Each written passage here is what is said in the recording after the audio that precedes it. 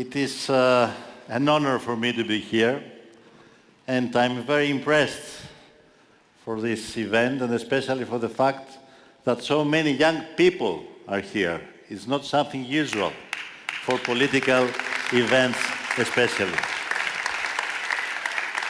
So the organizers asked me to speak about Europe.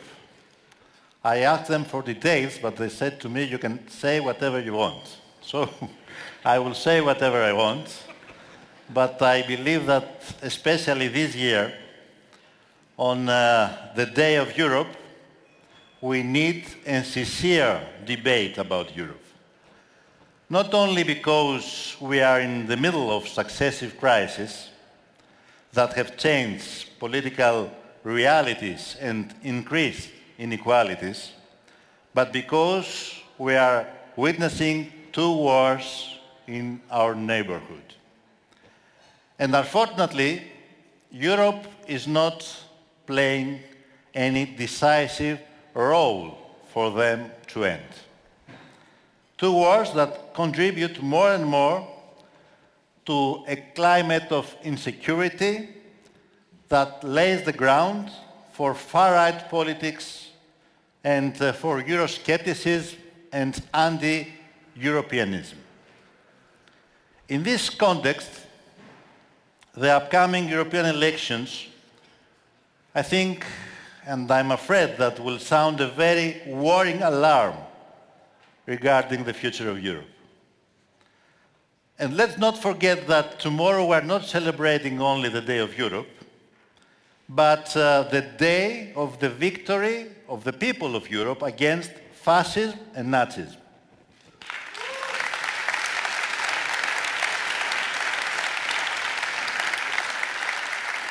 And the crucial question is why nearly 80 years later, the fascist ideas are returning to Europe. The fact that Europe is going through a deep existential crisis, is it not a new one? Even conservative or liberal politicians admit it. We Europeans are facing a triple existential danger on the level of security, economy and society. President Macron said that recently. But the crucial issue is how we respond to these existential dangers. We should move on with a change of paradigm and become more powerful and competitive, President Macron proposes. And I'm certain that all of you have heard the relevant arguments that we need to strengthen our defense capabilities, to develop a dynamic industrial policy, particularly in new technologies and renewable energy, and to shield democratic institutions from the negative aspects of social media. I agree with all of them, but this is not, I'm afraid, a real change of European paradigm. 20 years ago, European elites gave the same answers in the question, what's the future of Europe? They said we need to become stronger and stronger and more competitive. But this proved not to be enough. Recently, 2 months ago, I visited in Paris a group of young activists. And remember the time that I was also a young activist. And I was an activist of the European Social Forum, and we demonstrated at that time against neoliberal globalization in big demonstrations in the cities that hosted European Council summits or summit of G8, in Genova and elsewhere else, and in Florence were very big demonstrations at that time. And the young activists in Paris asked me what we believed in at that time? I told them that we believe that the neoliberal aspects of globalization, as well as American military interventions, would lead the world to economic crisis and even more conflicts. And I remember our motto at that time, our message: another world is possible, another Europe is possible. And we said not only possible, but also necessary. Necessary not for ideological reasons, but because only in this way could Europe survive as something more than a common market and have a positive contribution to the lives of its citizens. Of course, in those years, European leaders spoke with great confidence about Europe. I remember the German Chancellor visited Greece in 1999, declaring that the prosperity of Greece and Germany must be combined and that everything had been done properly. And in the summer of 2007, when Greece managed at that time to secure the best ratings from international agencies, another chancellor visited Athens and praised Greece's achievement of 4% growth, saying that this is a dream also for Germany. And I suppose that everybody of you remember what happened 1 year after, not only in Greece, but in Europe as a whole. 1 year after, 1 year later, the economic crisis was there. And in the same period, Western forces withdrew from Iraq, Afghanistan, and Libya, recognizing tacitly the tragic consequences of the so-called war on terror or the so-called spreading democracy. Part of the consequences were, of course, the biggest refugee crisis in Europe since the Second World War. So, having had these experiences, I believe we cannot talk about reinforcing Europe's strength and competitiveness if we do not also say clearly what we want Europe's position in the world to be and how we want it to contribute to the lives of its citizens.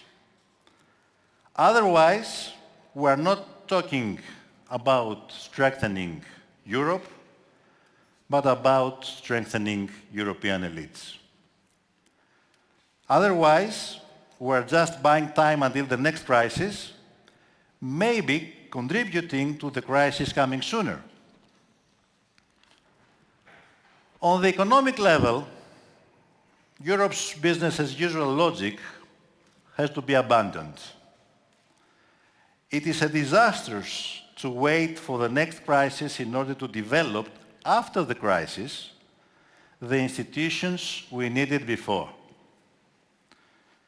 The recovery fund and the issuance of common debt, of course, are important steps.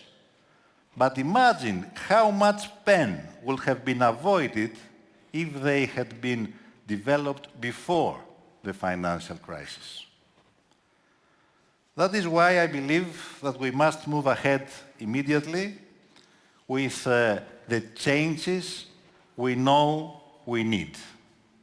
First, by establishing a permanent European tool for issuing common debt to support public goods such as health, education, research, but also to address two existential dangers, the demographic crisis and the climate crisis, including climate disasters and the just transition to a green agenda. Second, by increasing the EU's own resources by taxing wealth effectively. Given that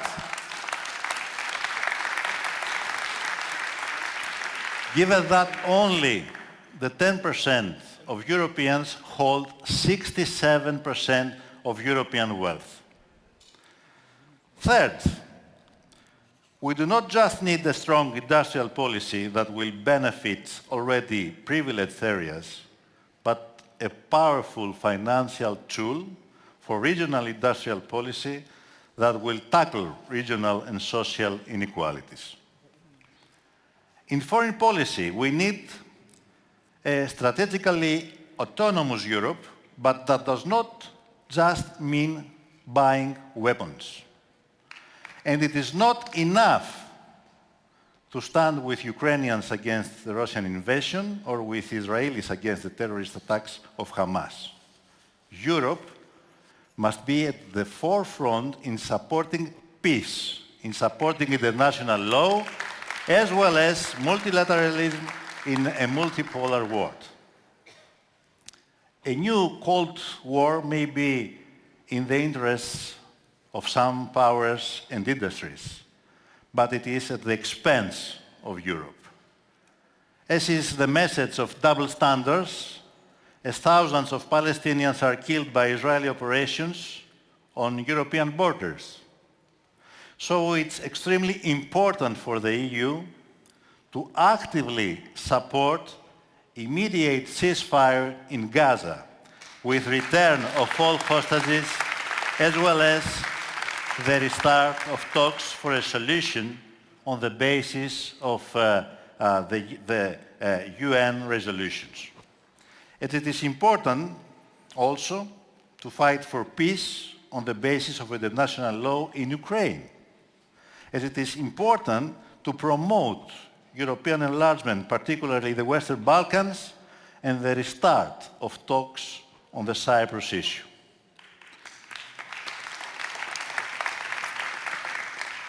A Europe that has no credibility in its neighborhood can have no ambitions to be a strong diplomatic force beyond it.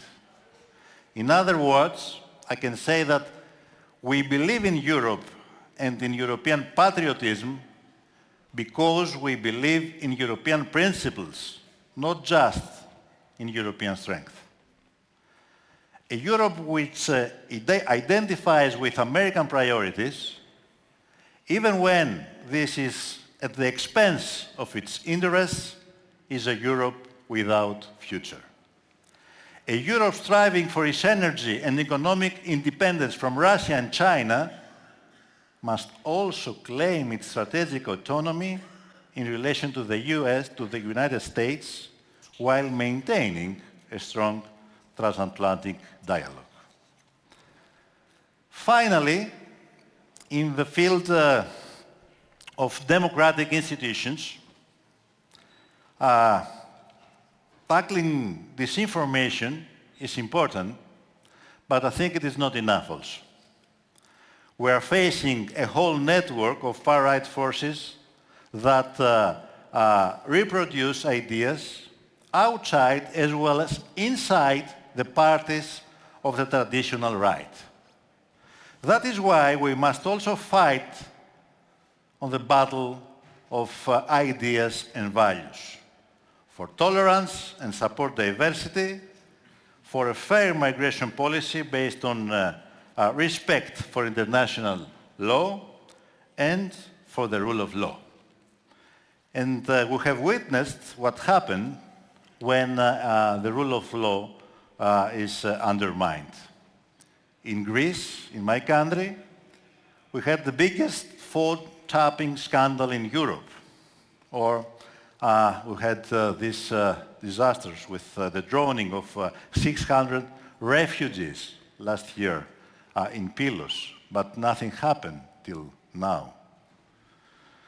Or we remember what happened in Brussels with Qatar Gate, or when European officials are accused of corruption. So these are some symptoms that are responsible for the fact that every day we are seeing citizens who have lost trust in Europe, in national and European politics generally, and move from abstention to anti-politics and to the far right. We must make it clear that the answer is not anti-politics or meta-politics that focuses on going viral rather than mobilizing people on progressive policies. Our goal should be to bring citizens closer to politics and politics closer to citizens. To use digital technology to create collective and open political processes that help us shape and claim our common future, without giving in to the logic and messaging of conservative values, but also without using political doctrines. We need new progressive policies that focus on improving each aspect of citizens' lives. So, concluding my speech, I wanted to come back in Paris, in the young activists.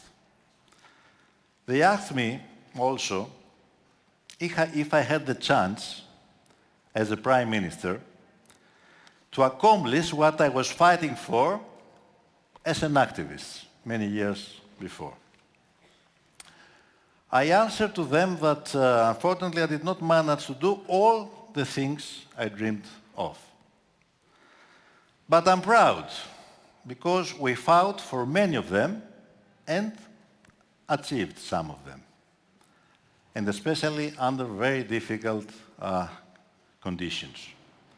I'm proud that we fought for peace. I'm proud that we tried to solve the Cyprus problem and we resolved finally the Macedonian name issue, giving a new momentum to the European perspective of the region. I'm proud that we managed to fight austerity. I'm not sure how effectively, but we fought austerity. And finally, we managed to get a country that lost 25% of its GDP out of the economic crisis back to growth while protecting the most vulnerable people. And I'm proud because we handled the worst refugee crisis in decades as humanely as we could, without the violent policy of pushbacks that many Europeans urged us to implement.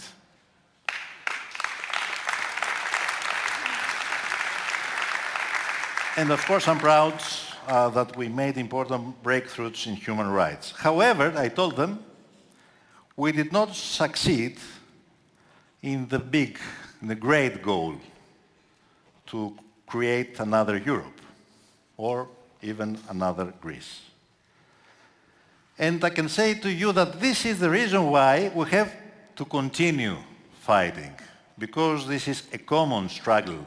This is not a struggle only for governments, but it is for citizens and for the peoples of Europe. The next European elections constitute a turning point. They will either move us forward if progressive forces are strengthened, or they will take us backward. The fight for another Europe that will be both powerful and social must continue. Not only because it is possible to have another Europe, but because, as I said 20 years ago, it is more necessary, not 20 years ago, today, more necessary today than ever. Thank you very much. Thank you very much.